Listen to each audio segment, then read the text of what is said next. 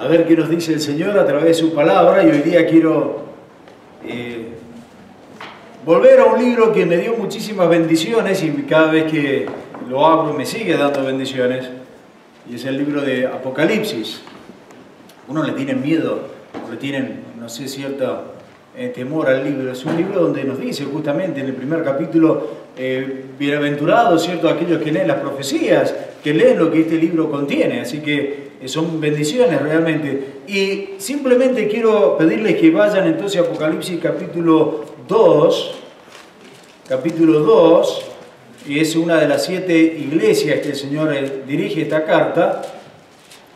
Apocalipsis capítulo 2, y vamos entonces a leer del versículo 8 al versículo 11, que se refiere justamente a la iglesia de Esmirna. Apocalipsis capítulo 2, versículo 8 al versículo 11. Y hoy día el mensaje de esta iglesia es: no temas, sé fiel hasta la muerte. Y lo que nos dice el Señor en esta tarde, y nos va a decir a través de la Escritura, es justamente eso. Iglesia de Hamilton, sé fiel hasta la muerte. Dice la palabra del Señor allí en Apocalipsis capítulo 2, versículo 8: y escribe el ángel de la iglesia en Esmirna, el primero y el postrero, el que estuvo muerto y vivió. Dice esto: yo conozco tus obras y tu tribulación y tu pobreza, pero tú eres rico. Y la blasfemia de los que dicen ser judíos y no lo son, sino sinagoga de Satanás. No temas en nada lo que vas a padecer. He aquí, el diablo echará a algunos de vosotros en la cárcel, para que seáis probados, y tendréis tribulación por 10 días. Sé fiel hasta la muerte, y yo te daré la corona de la vida. El que tiene oído, ¿hay alguien que no tiene oído acá? Todos tienen, ¿eh? El que tiene oído, oiga lo que el Espíritu dice a la iglesia. El que venciere no sufrirá daño de la segunda muerte. Dice el apóstol Pablo allí en Filipenses, y yo les traté de poner algunos pasajes allí, lo tienen allí en la pantalla. Pablo dice en Filipenses capítulo 1, versículo 29, porque a vosotros os es concedido a causa de Cristo, escuchen lo que se nos ha concedido a la iglesia, a causa de Cristo, no solo que creáis en Él, sino también que padezcáis por Él. Cuando el obispo de Madras visitaba Travancore, se le introdujo una pequeña niña esclava, a quien llamaban la niña apóstol. Se ganó ese título por el celo ferviente con el cual hablaba de Cristo a otras personas. Su tranquila pero constante insistencia había ganado a varios convertidos para Cristo, pero también sufrió persecuciones demasiado brutales para relatar. Cuando ella fue introducida al obispo, su rostro, la nuca y la espalda estaban desfiguradas y laceradas con cicatrices de látigos y golpes brutales. Mientras el obispo la miraba, los ojos se le llenaron de lágrimas y le preguntó a la niña: hija mía, ¿cómo puedes soportar esto? Lo asombroso fue que la niña alzó los ojos hacia el anciano con sorpresa y le dijo: ¿no le gusta a usted sufrir por Cristo?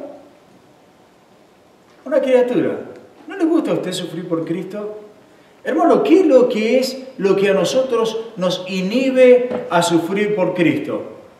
¿Qué es lo que a nosotros nos prohíbe o nos retiene, nos frena a sufrir en el nombre del Señor? Y no estoy hablando de latigazos, a nadie le van a dar latigazos hoy día acá, al menos en Canadá. Bueno, yo creo que ciertamente hay problemas o causas internas, causas externas, pero la más fuerte de todas creo que es el temor. El temor. Dice Proverbios 29, 25 en la primera parte: el temor del hombre pondrá lazo. Es decir, que el temor es lo que a nosotros nos va a frenar a poder hacer entonces el trabajo. El temor es como una trampa que nos hace caer y nos deja inmovilizados, como una trampa que no te permite entonces sufrir por el Señor, vivir por el Señor. En el campo de la psicología se define el temor como una fuerte reacción emocional envolviendo sentimientos subjetivos de desagrado, agitación y deseo de escapar u ocultarse, y acompañado de una amplia gama de actividades simpático-nerviosa. ¿Entendió eso? Más o menos. El temor básicamente en la reacción nuestra a un peligro que se viene, un peligro que es inminente, o algo que vemos que se nos viene encima. Y cuando se hace persistente ese temor, y cuando se va agravando cada vez más ese temor, pasa entonces a un grado que se convierte en fobia, y ya es serio el asunto allí. Una consejera llamada Ann Landers, que escribe para un periódico, dice que ella recibe 10.000 cartas todos los meses, y casi todas en ellas las personas están cargadas de preocupaciones. Como es consejera, por supuesto, le mandan entonces las preguntas allí.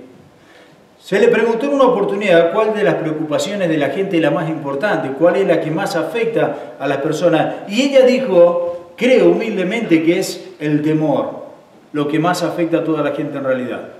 El temor de la soledad, el temor a perder el empleo, el temor a perder el dinero, el temor de los seres queridos, el temor a los cambios, a los ajustes de conducta, es decir, de un montón de ahí, a reconocer los errores. Es el temor. Ahora yo te pregunto, hermano querido, hermana querida, ¿cuál es el temor que te frena para no vivir entonces consagrados a la obra del Señor? ¿Qué es lo que temes? ¿Qué es lo que te ha hecho caer en esa trampa para no vivir plenamente en las cosas del Señor, consagrados en la santidad que el Señor requiere de nosotros? A este sentimiento de temor, si ustedes miran ahí en el versículo 10 de lo que acabamos de leer en Apocalipsis, el Señor dice en la primera parte, no temas en nada lo que vas a padecer. Es decir, en otras palabras, el Señor dice, no tengas temor de nada. ¿Por qué? Porque yo estoy contigo. No tengas temor, hermanos, no tengamos miedo, no tengamos temor, que eso no sea algo que nos frene entonces para servirle al Señor. Y empieza diciendo ahí, no tengas temor, y fíjate vos lo que me llama la atención acá, es la palabra que dice, vas a padecer. No tengas temor por lo que vas a padecer. El Señor en ningún momento nos está diciendo, no tengas temor por tal vez lo que vas a suceder o lo que vas a padecer. Lo que el Señor nos está diciendo acá con exactitud es que vamos a enfrentarnos a problemas. Y yo creo que cualquier ser humano, ya el hecho de haber nacido en este mundo, nos enfrentamos con problemas. Por más que seas creyente o no creyente, nos enfrentamos con problemas. Todos los días. No hay nadie que esté exento de problemas. Por eso el Señor dice, no temas cuando van a venir esos problemas. Pero más aún todavía los creyentes, que estamos en contra de la filosofía de este mundo, estamos en contra de la filosofía del enemigo que es Satanás, en contra de lo que la carne nos lleva, ¿cuánto más vamos a tener tribulaciones? ¿Cuánto más vamos a tener problemas? Así que cuando el Señor allí dice, no temas en nada lo que vas a padecer, es querido, no temas en nada porque vas a padecer algo. Sin duda vamos a tener que padecer eso. Ahora, ¿qué vemos acá? Bueno, vemos que los hermanos de Esmirna al menos tenían 3 problemas grandes. Y tal vez uno de estos 3, o en estos 3, te identificas tú, no sé. Pero al menos nos va a servir para abrir un poquito la mente de cuáles pueden ser los problemas. Dice el Señor en el versículo 9, yo conozco tus obras y tu tribulación. Tu tribulación. Y la palabra significa acá, viene siendo como tener mucha presión en una persona, como algo que te abrume en espíritu, algo que te presiona el espíritu. O sea que acá lo que nos está diciendo, en esa época, y tal vez llevándolo, ¿cierto?, a la época nuestra, contemporalizando esto, es que, es cierto, podemos tener presiones, sean políticas, sean sociales, sean económicas, en nuestro tiempo, pero también acá lo que nos está diciendo es que hay un abatimiento espiritual, es decir, hay una opresión en la parte espiritual de la persona. Y fíjense ustedes este fenómeno porque muchas veces, a causa de Cristo, nosotros sí somos atribulados y nos preguntamos sorprendidos, ¿por qué yo? ¿Por qué a mí? Muchas veces suceden cosas y lo primero que uno mira para arriba y le pregunta al Señor, ¿por qué yo? Esto me recuerda un incidente. El hijo del coronel Bill Keller, llamado Tim, era un cristiano sólido ese joven y tenía por delante un futuro brillante. Estaba en la Academia de la Fuerza Aérea cuando fue muerto justamente en una práctica militar de bombardeo. Preguntaba un joven incapacitado a este padre, al coronel Bill, ¿por qué Tim? ¿Por qué justamente él? Y el coronel le respondió, ¿por qué no Tim? Y el asunto es que cuántas veces cuando nos asaltan las tribulaciones, nos asaltan los problemas, vienen las cosas contrarias, antagónicas a nuestra voluntad, lo primero que decimos, ¿por qué yo? ¿Por qué no le pasa a otro? No hace mucho un hermano me decía, ¿por qué los creyentes sufren? ¿Por qué los de afuera no sufren? ¿Por qué a los otros les va bien y a nosotros no? ¿Por qué no? ¿Por qué a mí? ¿Por qué no a mí? ¿Por qué no a mí? Hudson Taylor estaba hablando una vez con un joven misionero sobre cómo empezar entonces la obra, tremendo misionero allá en China. Y entonces le dijo al joven, a este nuevo misionero, mira esto. Y había una taza de café o de té ahí en una mesa. Y entonces él con mucha fuerza golpeó la taza. Él golpeó la mesa, perdón. Y entonces, ¿qué pasó? Que la taza se cayó. Y entonces desparramó todo lo que tenía el contenido. Y mientras el joven miraba esto, Taylor le dijo lo siguiente. Cuando comienzas tu trabajo, has de ser sacudido, golpeado y volteado en numerosas formas. Las tribulaciones serán como golpes. Recuerda, esos golpes derramarán fuera de ti el contenido que hay dentro de ti. Y me hizo pensar mucho esto. ¿Qué problemas tenían estos hermanos de Esmirna? Bueno, tenían tribulaciones, presiones, dificultades, angustias que hicieron derramar de ellos, dentro de su interior, todo lo que ellos tenían. Pero aparte de eso, no solamente tenían tribulaciones, los hermanos también tenían pobreza. Pero resulta que acá el cristianismo, a medida que iba avanzando en los primeros siglos, fue odiado como religión, fue odiado por las autoridades. Y entonces, ¿qué pasa? Que todos fueron antagónicos en contra del cristianismo y comenzaron entonces a confiscar las tierras, comenzaron a quitarle las posesiones a los creyentes y bueno, ¿qué pasó? Que bueno, empezaron entonces a perder económicamente, empezaron a hundirse y bueno, llegó entonces a una carestía económica tremenda. Ahora, hermanos, la pobreza material, aunque parezca extraño, siempre trae la particularidad de buscar más las cosas del Señor. Por el contrario, cuando tenemos abundancia material, es cuando menos buscamos del Señor. Cuando realmente el cinturón te aprieta o te aprieta, como dicen algunos, ahí es cuando realmente nos damos cuenta que existe Dios y que necesitamos de Dios. Pero cuando ya tenemos las cosas volcadas y ya nos sobra todo, entonces ya estamos bien, no necesitamos de Dios. Y eso fue algo que el mismo Señor Jesucristo lo dijo allí en Lucas 18:24. El Señor en Lucas 18:24 dice, cuán difícilmente entrarán en el reino de Dios los que tienen riquezas. Y estos hermanos de Esmirna, quizás por las presiones de aquella sociedad, habían caído en una pobreza económica tremenda. Pero note ahora qué cosa interesante, y esto me encanta acá, cómo Cristo ve las cosas. Porque en el versículo 9 el Señor dice, yo conozco, aunque estos hermanos se veían pobres, y eran pobres, y tal vez marginados por la sociedad. Sin embargo, el Señor le dice, tú eres rico. Ahora mire qué cosa interesante. Esto es lo que nos enseña. Nos enseña una gran verdad. Que lamentablemente, muy a menudo pasamos por alto. Que nuestros bienes materiales están todos acá. Que nuestros bienes, en general, son los que están acá. Y en realidad no son los que están acá. Nuestros bienes son los que están ahí arriba. Es decir, cuando decimos que un creyente es pobre, es una cuestión de perspectiva. Si ustedes tienen problemas económicos y dicen, yo soy pobre, bueno, es una cuestión de perspectiva. No estamos diciendo que es la realidad. Nadie se atrevería a decir que cuando miramos el capítulo 1 del libro de Apocalipsis y vemos al Cordero de Dios en lo alto con toda su gloria y toda su esplenitud y toda su riqueza, podemos decir, ese es el Cristo pobre que habitó acá con nosotros. De ninguna manera. A los ojos de los hombres, sí, este era un pobre hombre. No tenía, dice, dónde recostar la cabeza. Pero delante de los ojos de Dios y en la realidad de lo que es, Cristo es el dueño de todo. Y por eso Él le dice entonces a la iglesia, aunque dicen que eres pobre, tú eres rico. Tú eres rico. De la misma manera creo que hay muchos creyentes, como los creyentes acá de Esmirna,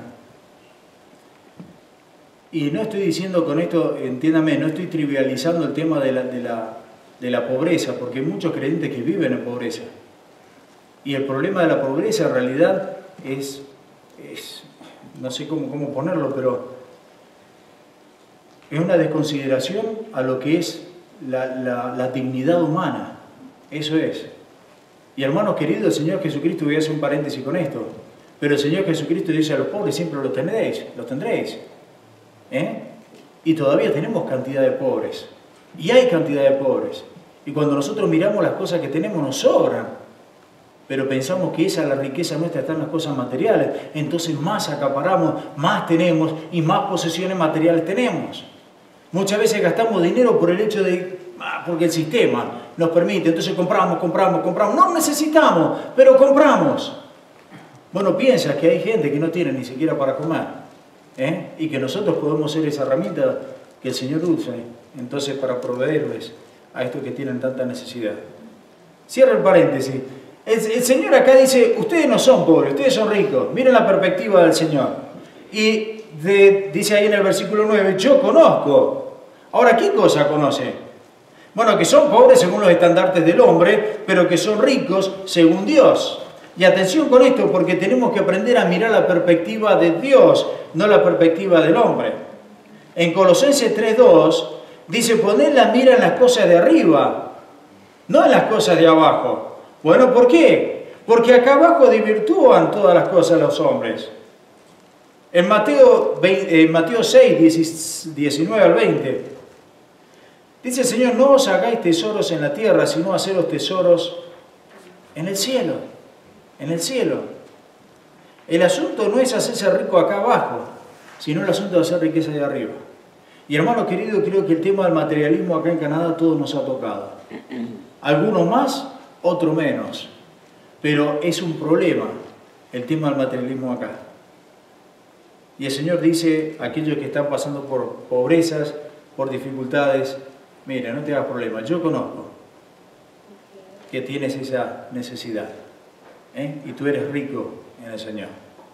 El tercer punto, tribulación, pobreza, pero vamos al tercer punto, que el problema que pasaba en esta gente, que es el oprobio, la blasfemia de los que dicen ser judíos. Y acá cuando yo lo llevo a nuestro tiempo, la gente se burla muchas veces de nosotros. Cantidad de veces la gente blasfema y se ríen, nos injurian acerca de los creyentes. Y se ríen de las cosas que nosotros creemos. Pero el Señor dice, yo conozco, no te hagas problema. Ahora fíjate vos que lo que dicen ser judíos y no lo son. Y esto me llamaba mucho la atención. ¿Por qué hay tanta cantidad de gente que le hemos predicado del Evangelio? Y dice, no, yo sé lo que creo, yo sé de dónde voy. Están tan seguros que cuando yo voy a la palabra del Señor, y en Efesios 2:2 dice, lo que dicen ser apóstoles y no lo son. Fíjate vos, ellos dicen una cosa, pero Dios dice, no sos eso. Por otro lado dice, lo que dicen ser judíos. Pero el Señor dice, ustedes creen ser judíos. Por el otro lado dice Dios, ustedes no son judíos. ¿Qué me lleva a pensar esto? Bueno, me lleva a pensar que tengo que tener mucho cuidado en lo que yo creo de sí mismo. ¿Se acuerdan la filosofía que el pastor muchas veces le predica cuando dice, no me interesa lo que ustedes creen, no me interesa lo que yo creo, lo que interesa es lo que Dios dice en su palabra? Es justamente por ese principio, porque el ser tan egos, mejor dicho, a nosotros, y en esta filosofía humanista de que el hombre es el centro de todo, muchas veces distorsionamos la posición nuestra y nos creemos tan importantes y nos creemos indispensables. Y cuando vamos a la verdad, Dios tiene un concepto totalmente diferente nuestro. Y por ahí pensamos que la iglesia no va a andar si no está el pastor. Qué equivocado que estamos. O que la iglesia no va a andar porque no tiene a un hermano en tal o tal ministerio. Qué equivocado que estamos. El Señor de las piedras levanta lo que necesita. Ahora me llama muchísimo la atención esto. Acá hay personas que injuriaban y decían, ustedes no sirven, ustedes no tienen nada, ustedes están perdidos, nosotros somos judíos, nosotros pertenecemos al pueblo de Dios. Y el Señor le dice, dicen ser judíos, pero en realidad no lo son. ¿Quiénes son los que son los de la fe? Dice el Señor. Y cuando vamos a Romanos, ya lo estuvimos viendo eso en Romanos capítulo 2, versículos 28 y 29, dice, no es el judío el que lo es exteriormente, ni es la circuncisión la que se hace exteriormente en la carne, sino es judío el que lo es en lo interior, y la circuncisión es la del corazón, en espíritu, no en letra, dice el Señor. Así que, pero si alguien reclama ser judío, y el Señor le dice, no es judío, porque no perteneces a mi pueblo. Entonces, ¿qué es lo que son? Bueno, fíjate lo que dice el Señor allí. Sinagoga de Satanás. Ahora, estas palabras son duras. Y yo le digo, estas palabras pueden caerle mal a algunos acá también. Justamente en la escuela dominical el hermano hizo referencia a un versículo que dice que va a llegar el tiempo cuando el Señor le digan al Señor, Señor, Señor, en tu nombre hicimos tal cosa, en tu nombre predicamos, en tu nombre sanamos, en tu nombre... Y el Señor le dice, a ustedes no lo conozco. ¿Por qué? Porque no pertenecen a mí. Nunca me recibieron a mí. Y es interesante porque hoy en día, dentro de las mismas iglesias, hay sanidades, hay milagros, hay prodigios. Pero resulta que no le dan la gloria a Dios. Y no me cabe la menor duda de que esas señales, prodigios y milagros que están habiendo hoy en día son hechas por el enemigo de Dios. Ahora parece raro. ¿Cómo Satanás va a sanar a una persona? Oh, ya, claro que lo puede hacer. Cuando la gloria no es para Dios, sino para el hombre. Porque entonces desvía la vista de todos hacia el poder que tiene un hombre y no el poder de Dios. Por algo Satanás también tiene poder. Así que acá lo que me llama mucho la atención es eso. Que esto dicen, pensaban que eran muy religiosos, pensaban que estaban salvos, pensaban porque hacían buenas obras por esto, por el otro. Pero el Señor dice, no son míos, no pertenecen a mí. ¿Qué son? Sinagoga de Satanás. Ahora mire esto, una sinagoga es una asamblea, una sinagoga es un lugar donde, como nos juntamos nosotros acá, nos reunimos acá para estudiar la palabra de Dios. Pero esto es al contrario, era una sinagoga que pertenecía al enemigo de Dios. Por un lado, la iglesia de Mirna, y por el otro lado, la sinagoga de Satanás. Fíjate vos, ¿cuántas personas hoy en día creen que son salvas? ¿Cuántas personas, millones de personas hay? En nuestra Latinoamérica está lleno de personas que piensan que, como estos judíos, que somos salvos, que vamos al cielo, porque me he portado bien, porque Dios es amor. Y qué equivocados están, que el día que lleguen ahí, delante del Señor, el Señor les diga, no los conozco, no los conozco, apartados de mí, sinagogas de Satanás. Ahora, Jesús, ahí en Juan, no sé si les puse ese versículo allí, pero creo que sí, déjenme buscarlo, en Juan capítulo 4, Juan 8, versículo 44. 8:44. Dice el Señor, vosotros sois de vuestro padre el diablo, y los deseos de vuestro padre queréis hacer. Él ha sido homicida desde el principio y no ha permanecido en la verdad, porque no hay verdad en él. Cuando hablaba mentira, de suyo habla, dice, porque es mentiroso y es el padre de mentira. Así que ahí está, también ahí le estaba diciendo en Juan, los hijos del diablo. Digo, ¿cuántas personas hay que piensan que son hijos de Dios y que en realidad no lo son? Y bueno, sabemos muy bien nosotros los evangélicos, cuando hemos aceptado al Señor, que en Juan 1:12, por ejemplo, el Señor dice, mas a todos aquellos que le recibieron, aquellos que creen en su nombre, aquellos recién se les dio la potestad de ser un hijo de Dios. Y hermano querido, si no eres un hijo de Dios, eres un hijo del diablo. Lo dice bien claro, acá no hay hijos del purgatorio. No hay hijos en el medio. O eres un hijo de Dios o eres un hijo del diablo. Y no interesa lo que tú digas. Porque la cuestión acá y lo que te quiero hacer notar es la importancia de lo que el Señor nos está hablando. Dice en el versículo 9 el Señor, yo conozco. No me interesa lo que tú pienses.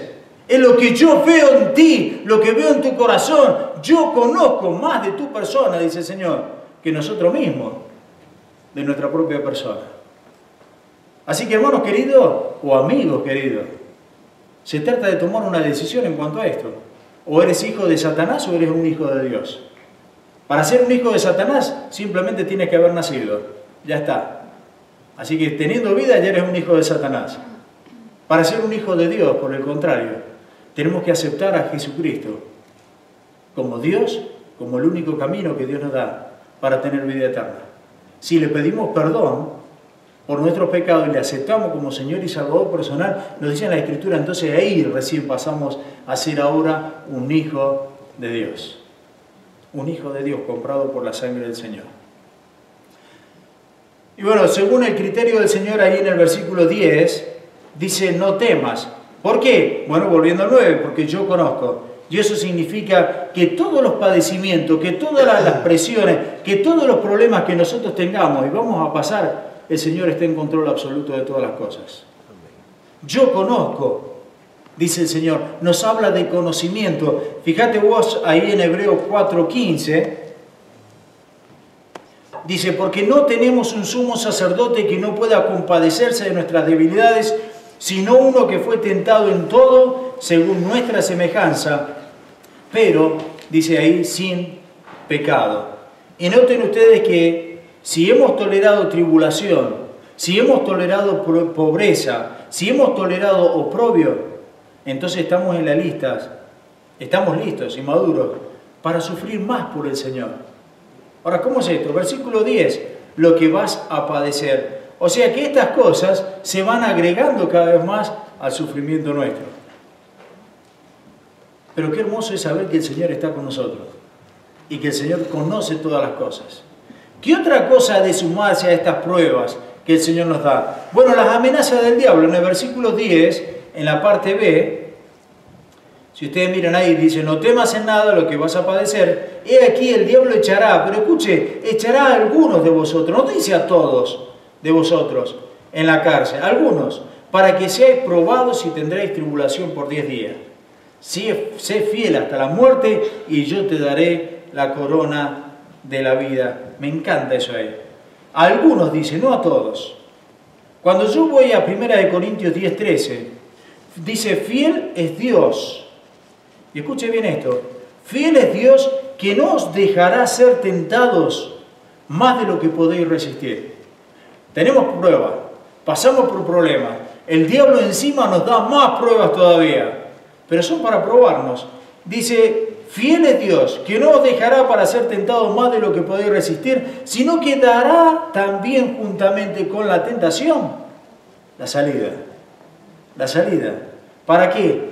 Para que podáis soportar. Con razón el Señor dice, no temas. Hermanos queridos, ¿vas entendiendo la idea entonces? ¿Cuál es la dinámica de esto? El Señor dice, no temas, porque yo estoy contigo. No temas, porque yo te voy a dar la salida. No que el temor no sea una trampa que te frene, querido hermano, para servirle al Señor, para vivir en santidad. Ahora, generalmente a nosotros nos embarga el temor en medio de nuestros problemas. Y atente otra vez, no quiero trivializar el problema de sufrimientos acá. Pero cuando nosotros nos venimos abajo, es porque hemos perdido la mirada en el Señor. Cuando nosotros nos venimos abajo es porque dejamos de ver los propósitos que tiene el Señor con las pruebas. Dice el versículo 10, para que seáis probados. Y la palabra ahí es para descubrir entonces el tipo de temple de madera que somos nosotros, el tipo de persona que somos. Ahora, ¿qué espera el Señor encontrar con todo esto? Porque el Señor dice, van a recibir pruebas, yo voy a estar contigo, no temas, yo te voy a dar la salida. Pero entonces van a recibir la prueba. ¿Para qué? Para probarte. ¿Para qué probarme? Para encontrarme ser fiel, dice el Señor. Quiero que seas fiel. Y fiel hasta la muerte. Fiel hasta la muerte. Miren el versículo 8, el Señor nos dice ahí, el que mantuvo muerto y vivió, dice esto. Ahora, me gusta porque dice, sé fiel hasta la muerte. Pero en el versículo 8 dice, el que estuvo muerto y vivió, dice esto. El que estuvo muerto, pero vivió. El dueño, Él es la vida. Y si el Señor dice, sé fiel hasta la muerte, quiere decir que aunque mueras, vas a vivir. Por eso el Señor dice, el que quiera mantener su vida, dice, va a morir, pero el que dé su vida por mí, ese ciertamente vivirá. ¿Por qué? Porque el Señor es la vida. ¿Entienden cómo uno puede conectar ahora bien los versículos, dice, sé fiel hasta la muerte, no temas. Y el Señor dice, yo te daré la corona de la vida. Y mire qué interesante es esto acá. En la época de Jeremías, en Jeremías 13, 18, dice el Señor, di al rey y a la reina, humillados, sentaos en tierra, porque la corona de vuestra gloria ha caído de vuestras cabezas. En otras palabras, estos que estaban tan arriba y se creían todo, el Señor los humilla y la corona, dice, cayó por tierra. Hermanos queridos, en cambio, a estos que viven en humildad en este mundo, que tienen problemas, que pasan por tribulaciones, que pasamos por pobreza, que pasamos por el oprobio, la burla de los demás, el Señor dice, no temas, yo te daré la corona. Así que lo que nos está diciendo, hermano, no te desanimes. El Señor conoce nuestras pruebas, el Señor conoce nuestras tribulaciones. No te desanimes, sé fiel siempre. Yo estaba mirando el caso de los hermanos. Se ora por cantidad de años, el Señor contesta. En la escuela dominical decían también justamente, el Señor contesta. Sí, no, espérate o bástate mi gracia. Pero el Señor siempre tiene respuesta para cada uno de nosotros. Y lo que el Señor quiere simplemente es encontrarnos fieles, fieles a su nombre. Uno de los reformadores dijo, todo el mundo estará en su contra, le dijo una persona a uno de los reformadores, todo el mundo estará en su contra. Y él replicó, entonces yo estaré contra todo el mundo. Y me gusta eso. Este tiene que haber sido argentino, tal vez. Pero me gusta porque dice, todo el mundo va a estar en tu contra. Querido creyente, todo el mundo va a estar en tu contra. Y la respuesta nuestra, entonces voy a serle infiel al Señor. No, así no sea nunca. Si todo el mundo está en contra de mí, bueno, yo voy a estar en contra de todo el mundo. Las palabras que se encuentran en la tumba de John Knox, dice, aquí descansa el hombre que nunca temió el rostro de la muerte. Me encantaría que me pusieran eso, el día que yo muera. Aquí descansa el hombre que nunca temió a la muerte. ¿Sabes por qué no temió a la muerte? Porque confió en el Señor. Y el Señor es la vida, el Señor conoce absolutamente todo. Hermanos queridos, lo que el Señor nos está pidiendo entonces, no interesa las tribulaciones, no interesa el problema. Mira, cada vez vamos a ver más tribulaciones, cada vez vamos a ver más problemas, cada vez este mundo es una injusticia total. Pero el Señor dice, sé fiel hasta la muerte. Y la semana que viene vamos a ver, quiero conectar esto con lo de la semana que viene, como cuando uno es fiel al Señor y está solamente en el Señor te protege. Y si quieren un adelanto, lean el Salmo 91 y van a ver cómo el Señor es el que nos protege y nos cuida. Pero ¿a quiénes? Aquellos que son fieles a Él. Vamos a orar.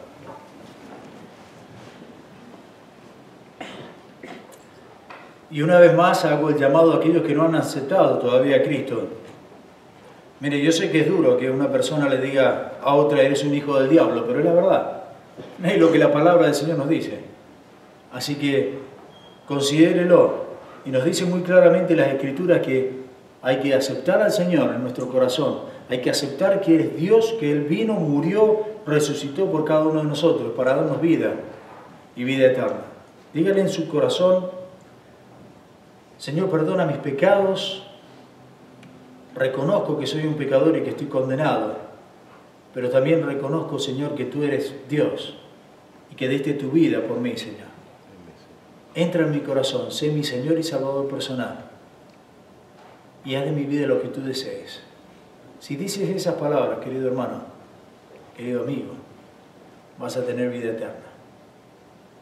Bendito Dios, gracias por tu palabra, gracias, Señor, porque podemos ver, hermanos, a través de las Escrituras, Señor, que han pasado por muchos padecimientos, por muchas tribulaciones, por muchas necesidades, Señor, en la parte económica, por muchos problemas en cuanto al oprobio, a los insultos, a las persecuciones, a que lo han humillado, Señor. Pero gracias, Padre, porque tú nos das la promesa y tenemos la seguridad, ¿no? Es algo que ya lo has cumplido en nuestras vidas, de que contigo somos más que vencedores. Y Padre, gracias porque sabemos que tú conoces absolutamente todas las cosas. Y Padre, siempre nos presentamos delante de ti con toda reverencia, justamente porque no podemos nosotros, y con toda humildad, no podemos nosotros ocultarte absolutamente nada. Y Padre, tú que conoces cada uno de estos corazones, mis hermanos, ruego, Señor, que nos hables. Y si hay algo de orgullo en nosotros, Señor, que lo quites. Si hay alguna raíz de amargura, Señor, quítala. Si hay alguna envidia, alguna falta de perdón, alguna murmuración que hayamos cometido, Señor, perdónanos. Y ya que podamos vivir fielmente para ti, Señor. Gracias porque Cristo Jesús fue fiel hasta la muerte. Gracias porque Cristo Jesús no miró el dejar toda la gloria que Él tenía allí en el cielo para humillarse y ser como uno de nosotros, un hombre con todas nuestras necesidades. Gracias porque Cristo Jesús no escatimó en morir en esa cruz, humillado, golpeado, escupido, y todo por amor a cada uno de nosotros. Padre eterno, gracias. Gracias por tu palabra, gracias por Cristo, gracias por tu Espíritu, gracias por esta iglesia, gracias por cada uno de mis hermanos. Padre, que podamos entonces vivir fieles a ti, Señor, para darte toda la gloria y la honra que tú te mereces. Y te damos las gracias, Señor. Lo hacemos siempre en el nombre de Cristo. Y en el nombre de Cristo suplico, Señor. Y si hay alguna persona que aún no te ha recibido, Señor, que tu Espíritu en este momento toque ese corazón. Señor, que los amarree. Señor, que pueda darle el discernimiento, la claridad, que quites ese velo de esos ojos para que pueda ver la necesidad tremenda que tiene de Cristo. Padre, que el día sea el día de salvación. Que nadie se pierda de lo que estamos aquí, Señor. Gracias por ser un Dios poderoso. Gracias, Señor, porque en tu tiempo contestas todas las oraciones. Gracias por haberles dado, Señor, la residencia a los Medina. Gracias, Señor, por haber traído a Martín con bien en nuestro medio también. Gracias por haber traído también a los Fuentes y a cada uno de mis hermanos. Señor, son todas contestaciones a nuestras oraciones. Gracias por tu fidelidad, Señor. Padre, te damos las gracias en el nombre de Cristo Jesús. Amén. Amén, Señor.